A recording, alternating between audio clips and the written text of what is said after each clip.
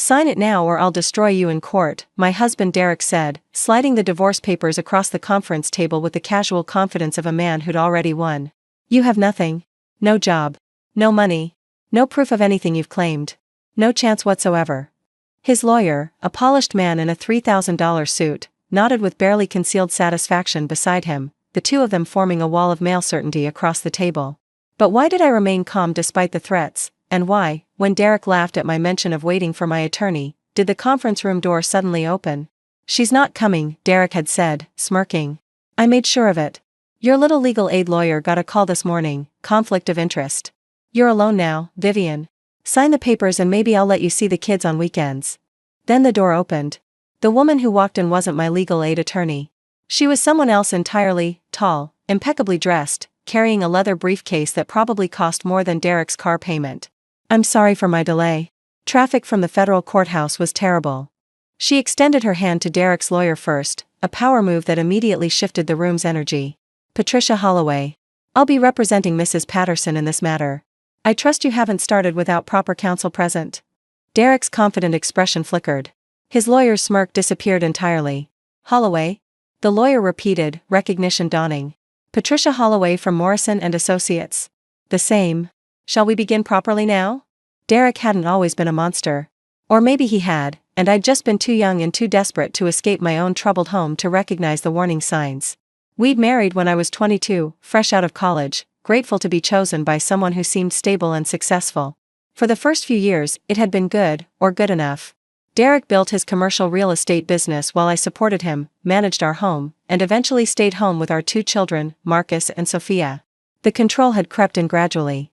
"I'll handle the finances, you don't need to worry about it." "Why do you need your own credit card?" "Everything's on my accounts." "Your friends are a bad influence. Maybe you should spend more time at home." "You don't need to work. I provide everything. What more could you possibly want?" By year 8, I had no income, no credit history in my own name, no close friends who hadn't been slowly pushed away, and no easy escape from a marriage that had become a velvet prison. By year 12, the verbal abuse had become constant, the isolation complete, and the threats about custody had begun. "No judge will give kids to an unemployed woman with no resources," Derek would remind me regularly.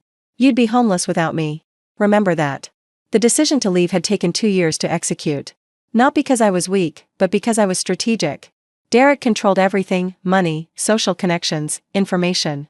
Leaving without preparation would have meant losing my children to a man who would weaponize them against me without hesitation. So I'd prepared in secret. I documented every instance of verbal abuse, recording conversations in our one-party consent state. I'd photographed financial documents I wasn't supposed to see, discovering accounts and assets Derek had hidden from me. I'd built a small emergency fund through careful skimming of grocery money and selling items Derek wouldn't notice missing. And I'd reached out to Patricia Holloway, not through legal aid, but through a domestic violence nonprofit that connected survivors with pro bono representation from top attorneys. Patricia had taken my case for free, recognizing something in my situation that sparked her advocacy instincts. "He thinks he's invincible," she'd said during our first meeting. "Men like your husband always do. That's their weakness. They don't prepare for opponents who are actually prepared." Derek's ambush today had been anticipated. He'd somehow convinced my decoy attorney, the legal aid lawyer I'd contacted publicly to mislead him, to drop my case. He'd chosen this conference room, these terms, this moment of supposed vulnerability. He thought I was alone. He thought I was desperate. He thought he'd won before the fight began. Patricia's entrance changed everything. "Before we proceed," she said, settling into the chair beside me and opening her briefcase, "I need to address some irregularities in how this meeting was arranged." My client was led to believe she would have representation present. Instead, she was pressured to sign documents without counsel. "There was no pressure," Derek's lawyer, a man named Harrison, interjected quickly. "We were simply having a conversation. A conversation in which my client was told to sign or be destroyed." "That's not a conversation, Mr. Harrison. That's coercion." Patricia pulled out a small device. "I should mention that my client has been recording since she entered the room. Your threats are documented." Derek's face went red. "That's illegal. This is a one-party consent state. My client's presence constitutes the required consent." Patricia smiled thinly. "Perhaps we should review what's actually on the table, now that we're all here with proper information. The documents Derek wanted me to sign were designed to destroy me. Full custody to him. Minimal visitation for me, 4 days per month, supervised. No spousal support despite 12 years as a stay-at-home mother. A property settlement that gave me essentially nothing from a marriage that had accumulated considerable wealth. These terms are unconscionable, Patricia said, flipping through the pages. 12 years of marriage, 2 children, significant marital assets, and you're offering my client supervised visitation and no support? On what possible grounds? She's mentally unstable, Derek said, the lie rolling easily off his tongue. She's made accusations against me that are completely false. She's not fit to care for children unsupervised. Interesting. Do you have documentation of this alleged instability? Medical records? Psychiatric evaluations? Police reports from these supposed incidents? Harrison shifted uncomfortably. We're prepared to present evidence at trial. You're prepared to make allegations without evidence. There's a difference. Patricia pulled a thick folder from her briefcase. I, on the other hand, have documentation. 3 years of recorded conversations showing verbal and emotional abuse. Financial records showing hidden accounts and assets not disclosed in your client's preliminary filings. Testimony from former employees of Mr. Patterson's company regarding his behavior and temperament. Derek stood abruptly. This is ridiculous. She's making things up. Sit down, Mr. Patterson. Patricia's voice was ice. Or I'll request a continuance and file an emergency motion regarding your behavior in this meeting. I have your threats recorded. I have witnesses to your attempt to coerce my client into signing documents without counsel. How do you think that will play with Judge Morrison, who I happen to know takes a dim view of litigation bullying? The next 3 hours dismantled Derek's entire strategy. Patricia methodically presented evidence he didn't know existed. The hidden bank accounts in the Cayman Islands, $2.3 million Derek had moved offshore without my knowledge. The investment properties held in LLC structures designed to exclude marital assets. The affair with his business partner that had been ongoing for 4 years, documented through hotel receipts, flight records, and witness testimony. My client isn't the one who's been hiding things, Patricia concluded. Your client has committed financial fraud against the marriage, conducted an ongoing affair, and created an elaborate fiction about my client's mental stability to cover his own misconduct. Harrison looked at Derek with barely concealed fury. Clearly, Derek hadn't been fully honest with his own attorney about the situation. We should take a break, Harrison said. Discuss this with my client privately. Take all the time you need. But I should mention that if we don't reach a reasonable settlement today, I'll be filing motions tomorrow that include requests for forensic accounting, emergency asset freezes, and temporary custody orders based on the documented pattern of coercion and abuse. Patricia gathered her papers. My client has been patient and strategic. Your client has been arrogant and sloppy. That's an unfortunate combination for him. The break lasted 45 minutes. Through the glass walls of the conference room, I could see Derek and Harrison arguing. Derek's face was red, his gestures aggressive. Harrison kept shaking his head, clearly delivering news his client didn't want to hear. They're recalculating, Patricia said quietly. He came in expecting to steamroll you. Now he's realizing you have more ammunition than he does. Will it be enough? More than enough. The hidden assets alone constitute fraud on the court. If he defiled his financial disclosure without revealing those accounts, that's perjury. The abuse documentation supports both custody arguments and enhanced spousal support. And the affair undermines any character attacks he planned to make against you.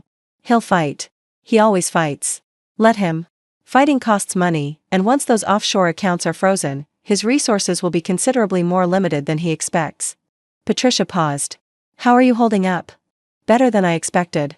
I spent 2 years preparing for this. Watching it actually work feels surreal. That preparation is why you're going to win.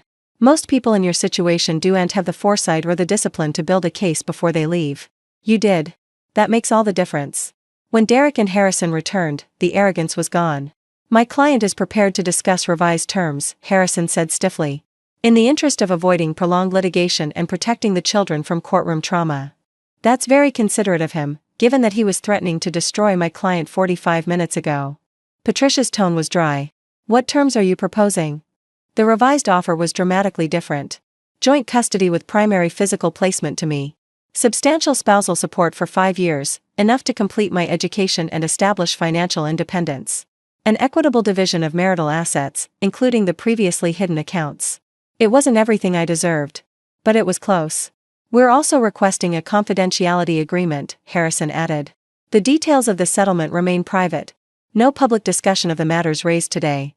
He wants to hide the affair and the hidden money, Patricia translated. That's negotiable, but it comes at a price. Enhanced child support. College funds fully funded now, not subject to future negotiation. And a morality clause in the custody agreement: if he exposes the children to romantic partners overnight, my client can petition for custody modification. Derek's jaw tightened, but he nodded. We'll draft revised terms and reconvene tomorrow, Patricia said. I trust there will be no further attempts to pressure my client without counsel present. The silence was answer enough. The final settlement was signed 3 weeks later. I received primary custody of Marcus and Sophia. Derek got every other weekend and half of school breaks, generous visitation for a father who threatened to take them away entirely. Spousal support totaled $180,000 over 5 years. Child support was substantial and ironclad. The property division included the hidden assets, which meant I walked away with approximately $1.2 million, money I hadn't known existed until I started documenting Derek's deceptions. The confidentiality agreement protected Derek's reputation. But it also protected mine, from any future attacks he might have launched. You won, Patricia said as we left the final signing. Completely and comprehensively. It doesn't feel like winning. It feels like surviving. Sometimes those are the same thing. You got out. You kept your children. You have resources to build a new life. That's more than most people in your situation achieve. Because of you. I couldn't have done this without representation that actually matched his. You did the work. The documentation, the planning, the patience to wait until you were ready instead of leaving in a crisis. I just presented what you'd already gathered. Patricia smiled. You were your own best advocate. I was just the voice. Derek's reaction to losing was predictable and petty. He challenged the settlement twice, both attempts rejected by judges who noted the thoroughness of the original documentation. He was late with support payments until the court garnished his wages. He badmouthed me to anyone who would listen, painting himself as the victim of a scheming ex-wife. But the narrative didn't stick. The people who knew us, the ones who watched our marriage from the outside, had seen enough warning signs to believe my version of events. The people who didn't know us didn't matter. The children adjusted, slowly. Marcus, at 12, understood more than I'd wished he had to. Sophia, at 8, was more resilient than I'd expected. Both of them eventually stopped waiting for their father to become someone he wasn't. Dad says you tricked him, Marcus mentioned once, years later. What do you think? I think you were smarter than he expected. I think he underestimated you because he always underestimated everyone. And I think you protected us from things we don't even know about. You're very perceptive. I learned it from watching you. Watching what you survived. What you built afterward. He paused. I'm proud of you, Mom. The life I built after Derek was entirely my own. I went back to school, completing the degree I'd abandoned when we married.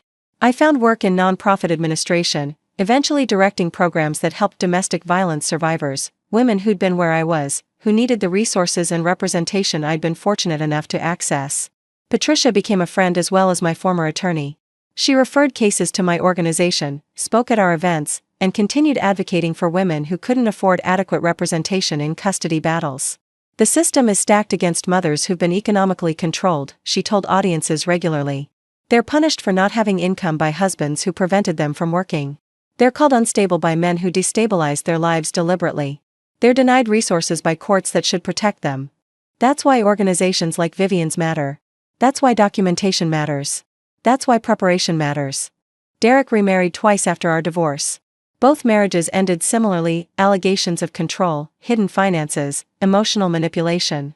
The pattern he'd established with me continued with others, because patterns don't change when there's no consequence for maintaining them. But he never got full custody of our children. He never achieved the destruction he'd threatened. He never escaped the documentation that had exposed his schemes. Sign it or I'll make sure you never see the kids again. He'd said those words with such certainty, such absolute confidence that he held all the power and I held none. He'd been wrong. The conference room moment still visits me sometimes. The sliding of papers across the table. The smirk on his lawyer's face. The certainty in Derek's voice that he'd already won. She's not coming. I made sure of it. He'd been so certain. So confident.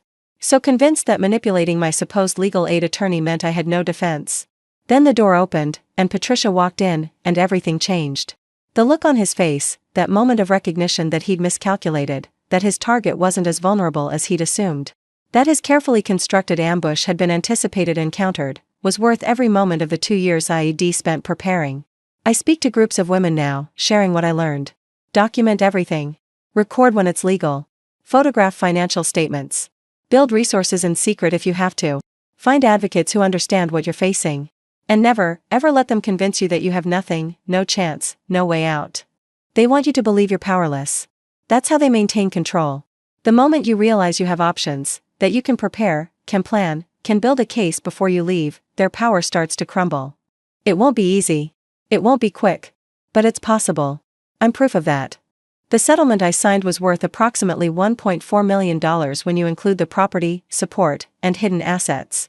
But the real value wasn't financial.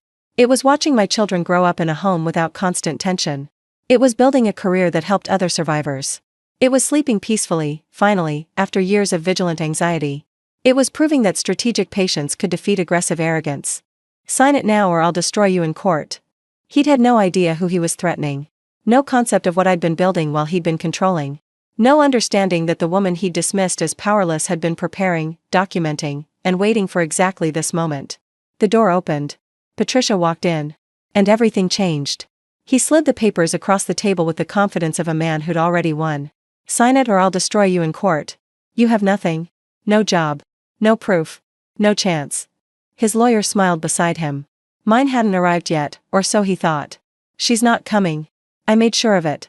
Then the door opened, and Patricia Holloway walked in, $800 per hour representation he didn't know I had, prepared with documentation he didn't know existed, ready to expose schemes he thought were perfectly hidden. He'd spent years controlling me. I'd spent 2 years preparing for this moment. He expected a victim. He got an opponent. And everything he'd threatened to take was everything he lost. Sign it or he'd destroy me. He couldn't even destroy the case I'd built against him.